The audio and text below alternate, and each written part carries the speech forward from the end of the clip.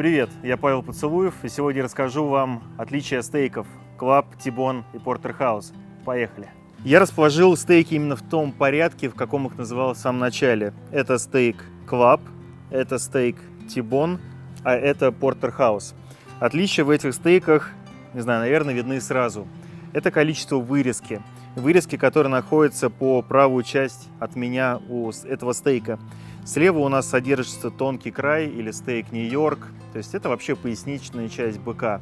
Та часть, которая считается у нас премиум сегментом. Ну и стейк Porterhouse, я думаю, многие знают, как королевский стейк. Он очень большой, он содержит в себе две части мяса, две разные структуры, поэтому он очень ценится во всем мире. Стейк Club — это тот же самый стейк, но вырезки у него фактически нету, да? То есть это какой-то сантиметр, можно считать, его здесь и нет. Следующий стейк T-Bone. У T-Bone, как мы видим, уже есть вырезка. То есть у Club она отсутствует, у T-Bone она есть, у Porterhouse самая большая. Вырезка в быке имеет неровную форму. Она имеет хвостовую часть, центральную и голову. Вот в голове вырезка очень большая. В центральной части меньше, в хвостовой совсем тонкая. Поэтому, когда мы говорим про Club Steak, мы понимаем, что это самая тонкая часть вырезки. В Porterhouse она самая крупная, самая большая. Что касается меня, то, конечно, я выберу из этих стейков Porterhouse. Ну, потому что я, скорее всего, буду есть его не один. Стейк этот на двоих, он весит порядка 800 грамм. Я разделю его со своей второй половинкой, а она как раз предпочитает у меня вырезку. Себе я оставлю стейк Нью-Йорк. T-Bone также очень хорош, ну а Club, наверное, это некий компромисс. На самом деле можно срезать вот эту часть стейка Нью-Йорк с кости и пожарить его отдельно на сковороде, на гриле или на любой поверхности. Я предлагаю начать их готовить, но прежде давайте расскажу еще одну особенность этих стейков. Мясо и кость имеют разную теплопроводность, поэтому мясо около кости, как правило, всегда менее прожарено. Поэтому, чтобы этого избежать, мы берем стейк и вдоль кости делаем такой надрез. Тепло будет в этом случае равномерно распределяться как в этой части, так и в этой, потому что у нас будет надрез. Оп. То же самое делаем около этого стейка. Ну и аналогично Porterhouse. И еще одна особенность, даже не особенность, а моя рекомендация. Когда вы готовите стейки T-Bone или стейк Нью-Йорк, видите, у нас такой аппетитный, хороший жир. Чтобы он быстрее растопился и чтобы стейк у нас не извивался, его можно надрезать. Надрезать не до конца, вот таким образом. Он будет у нас быстрее плавиться. Знаете, как на утиной грудке делают надрезы. Вот этого достаточно. Теперь давайте посолим мясо. Наш любимый спор, когда же солить, да? Я люблю солить заранее, минут за 10 до жарки. Я понимаю, что стейк в данном случае не просолится внутри, но это скажется хорошим образом на корочке. Так, берем крупную соль. Одна сторона и другая сторона. Опс. Убираем марлю. Ой, не марлю, а убираем подложку. Эту подложку обычно используют производители для того, чтобы лишняя влага впитывалась во время того, пока стейк у нас хранится в упаковке. Вот такое количество соли, на мой взгляд, в самый раз. Ну что ж, гриль у нас уже хорошо разогрет. Я предлагаю приступить к готовке. Мясо, мое любимое мясо. И сегодня погода такая холодная, и гриль меня неплохо, кстати, согревает. Большой. Открываем его и кидаем стейки. Первый пошел. Кстати, сейчас я включил дополнительную горелку в своем гриле. Она специально предназначена для стейков. Она усиливает жар. Специально как раз для той самой моей любимой корочки. И возьмем немного кукурузы и немножко спаржи. Обожаю и то, и другое. Вот. Прекрасная, по-моему, картинка, да? Как красиво. Закрываем. Ох, отлично. Давайте посмотрим, что там. Шикарно. Переворачиваем под другим углом. Оставляем на той же самой стороне. Пардон.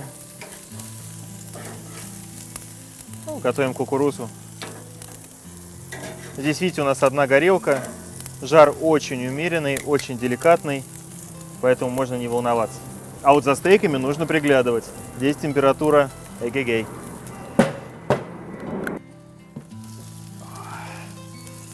Ну что ж, пора перевернуть на другую сторону. Сверху образовалась уже такая белесая пленочка, это значит денатурация белка, то есть мясо уже поджарилось.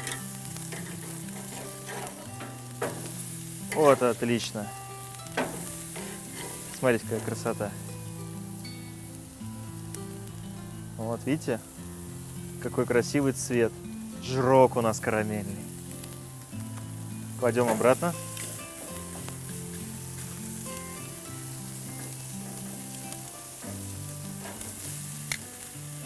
Готовим еще примерно минуту. После этого мы поставим стейки на кость. Я люблю, чтобы мясо около кости было также хорошо приготовлено. И как раз для этого обычно стейки вот ставят таким образом. Обжариваем мясо у кости. Посмотрите, каким образом. Как раз ставим косточкой вниз, чтобы она была похожа на Эйфелеву башню. И держим так примерно около минуты. Чтобы мясо было одинаково, равномерно везде прожарено. После этого мы делаем следующее.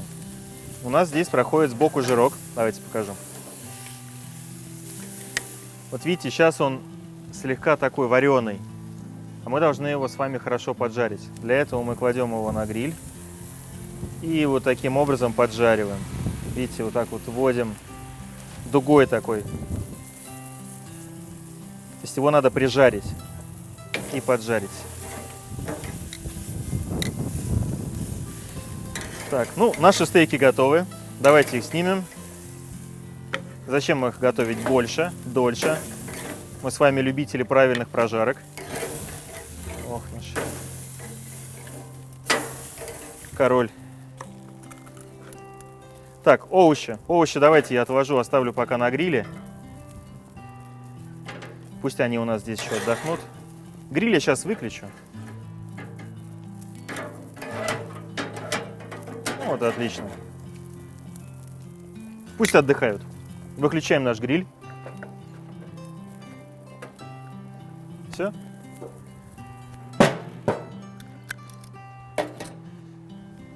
Стейки, стейки, стейки, стейки. Вот, смотрите, какие красавцы.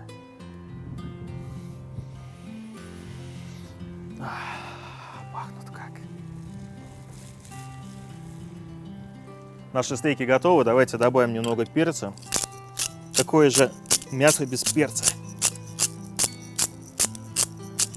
Черный перец. Так, давайте разрежем. Стейки у нас уже отдохнули, полежали.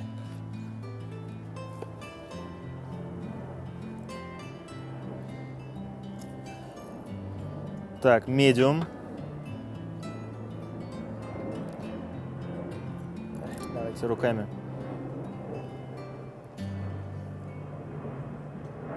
О, смотрите, какой сок, какой пар, какой сочный кусочек.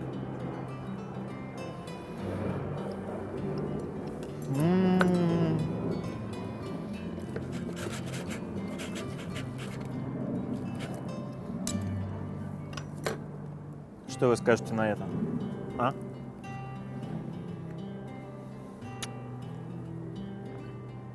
Отличный кусочек, да?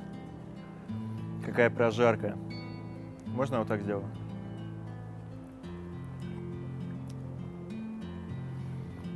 Разве это не прекрасно? Вот не хватает еще вина. Такого красного, сухого. Но это уже видно в следующий раз. Темнеет. Мы сняли сегодня последнюю серию. Следующий будет позже. Подписывайтесь на мой Инстаграм, на наш YouTube канал. И приятного аппетита!